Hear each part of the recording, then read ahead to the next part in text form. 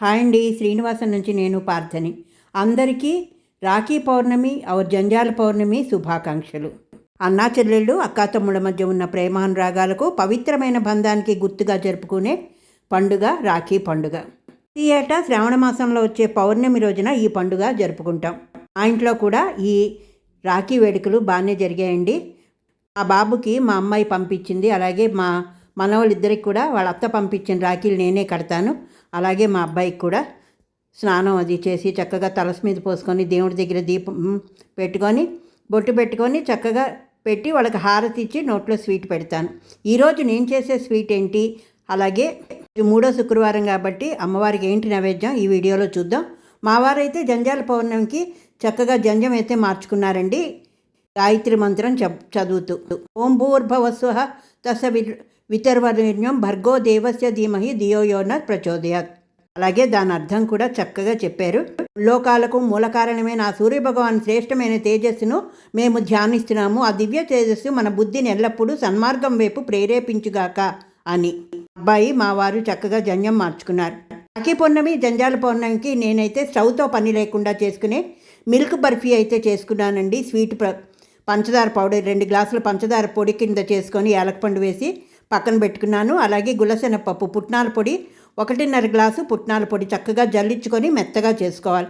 ఇలా జల్లించుకున్న దాన్ని మళ్ళీ మనం పక్కన పెట్టుకోవాలి. తర్వాత ఈ అటుకులు వేయించుకున్నా లేదు దొడ్డు అటుకులు ఉంటాయి కదా, వాటిని చక్కగా మిక్సీ పట్టుకొని జల్లించుకొని పైన అటుకులు లాంటివి ఏమైనా ఉంటే తీసేసుకోవాలి.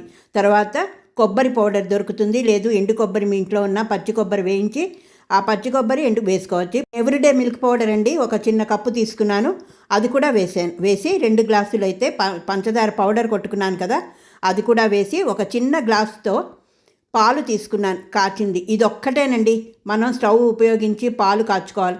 పొద్దుటే కాఫీలకి కాచుకుంటాం కాబట్టి ఆ పాలు యూజ్ చేసుకోవచ్చు. ఇది కొంచెం వేసుకుంటూ చక్కగా ముద్దలాగా చపాతీ ముద్దలాగా కలుపుకోవాలి. అలా కలుపుకొని నేను 4 ముద్దలు చేసుకున్నాను.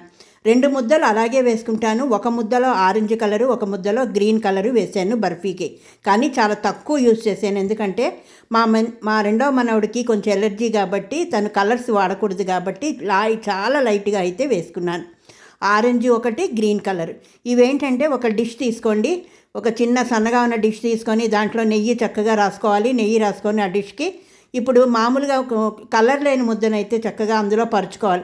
అలా ఒకదాని తర్వాత ఒకటి ఆరెంజ్ ఒకటి, తర్వాత మళ్ళీ కలర్ లేనిది, మళ్ళీ గ్రీను, ఇలాగ 4 స్టెప్స్ వేసుకొని దాన్ని చక్కగా ఒక అరగంట సేపు పక్కకు వదిలేసిన తర్వాత దాన్ని మళ్ళీ మనం కొంతసేపు వెయిట్ చేసిన తర్వాత మనం ప్లేట్లోకి తీసుకున్నాం అనుకోండి, చక్కగా ముక్కలు కోసుకోవడానికి మిల్క్ బర్ఫీ అయితే రెడీ అయిపోతుంది. చాలా బాగా వచ్చిందండి, మంచి టేస్ట్ వచ్చింది.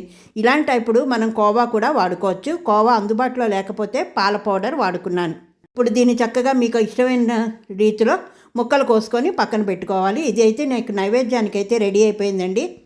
3వ శుక్రవారం అమ్మవారికి, అలాగే శ్రావణ పౌర్ణమి జంజాల పౌర్ణమికి ఇలాగ నేను నైవేద్యానికి రెడీ చేసుకున్నాను. చూసారా ఎంత చక్కగా వచ్చాయో మిల్క్ బర్ఫీలు. ఇప్పుడు హాట్ కింద అంటే నేను ఎప్పుడు పులిహారలు దద్దోజనాలే చేస్తున్నామని ఈసారి పిల్లలకి కడుపు బాగుంటుంది, కడుపులో ఎటువంటి నులుపురుగులు లేకుండా మిరియాము వాము రైస్ అయితే చేశాను. మిరియాలు, జీలకర్ర, ధనియాలు, ఎండుమిర్చి, కరివేపాకు, 1 పచ్చిమిర్చి, వాము తీసుకున్నాను. దేనికి దానికి సెపరేట్గా మీరు వేయించుకోండి. మిరియాలు, ధనియాలు, జీలకర్ర ఇవన్నీ దేనికి దానికి సెపరేట్గా వేయించుకోండి. అలాగే వాము ఒక సగం 1/2 కప్ అయితే తీసుకున్నాను. దీన్ని చక్కగా వేయించుకొని ఇవన్నీ కూడా మెత్తని పొడి రావాలి. అలాగే మీ కారానికి తగ్గట్టు ఎండుమిర్చి వేసుకోండి. నేను పచ్చిమిర్చి ఒకటే యూజ్ చేశాను, ఇక్కడ ఎండుమిర్చి యూజ్ చేశాను. ఇవన్నీ కూడా చక్కగా పౌడర్ చేసుకొని పక్కన పెట్టుకోవాలి. అన్నం 1 గ్లాసు 1.5 గ్లాసు తీసి పెట్టుకున్నానండి, అది పొడిగా రావాలి, పక్కకు తీసుకొని పెట్టుకోండి. ఇప్పుడు మూకుట్లోకి అయితే నెయ్యి నూనె 2 కలిపి తీసుకోవాలండి. నెయ్యి వేసుకుంటే మంచి సువాసన వస్తుంది రైస్. దీన్ని పరుచుకొని ఒక పక్క బేసన్లోకి అన్నం అంతా తీసుకొని కొంచెం తగినంత ఉప్పు వేయాలి. ఇప్పుడు పోపుకి మళ్ళీ కొంచెం నూనె పెట్టుకొని నెయ్యి, ఆవాలు, ఇంగువ, తర్వాత కొంచెం వాము నోటికి తగిలేటట్టు, 1 పచ్చిమిర్చి, కరివేపాకు వేసుకొని జీడిపప్పుతో చక్కగా ఆ పోపు అంతా కూడా వేగిన తర్వాత ఇందులోకి సగం అన్నం అయితే మనం బేసన్లోకి తీసుకున్నాం కదా, ఆ అన్నాన్ని అయితే అందులోకి వేసుకొని కలుపుకొని ఈ మొత్తం అన్నాన్ని తీసుకెళ్ళి బేసన్లో ఉన్న అన్నాల్లోకి కలిపేసుకోండి. కలుపుకుంటే ఇంకేముంది, చక్కగా మిరియము వాము రైస్ అయితే రెడీ అయిపోయిందండి. ఇప్పుడు ఏంటంటే దాంట్లోకి మనం పొడి కొట్టుకున్నాం కదా, వాము మిరియాల పొడి మనకు తగినంత, నాకు 2 చెంచాలు అయితే పట్టింది. ఇది వేసి బాగా పైనుంచి కింద నుంచి అన్నం మొత్తం కలిసినట్టు కలుపుకోవాలి. కలుపుకున్న తర్వాత నైవేద్యానికైతే నాకు వాము మిరియాల రైస్ అయితే రెడీ అయిపోయింది. ఇలాగా మిల్క్ బర్ఫీ ఈరోజు శుక్రవారము, అలాగే రక్షాబంధన్కి నేను చక్కగా ఈ 2 అయితే నైవేద్యం పెట్టుకున్నాను పాలు పళ్ళతో. చూశారు కదా శ్రీనివాసంలో ఈ జంజాల పౌర్ణమి, రాఖీ పౌర్ణమి యొక్క వేడుకలు. ఈ వీడియో కానీ మీకు నచ్చితే ఒక లైక్ చేసి, షేర్ చేసి, కామెంట్ రూపంలో మీ అభిప్రాయాన్ని తెలియచేయండి. మరొక కొత్త అంశంతో మళ్ళీ మీ ముందుకు వస్తాను. అంతవరకు సెలవు, మీ పార్థ.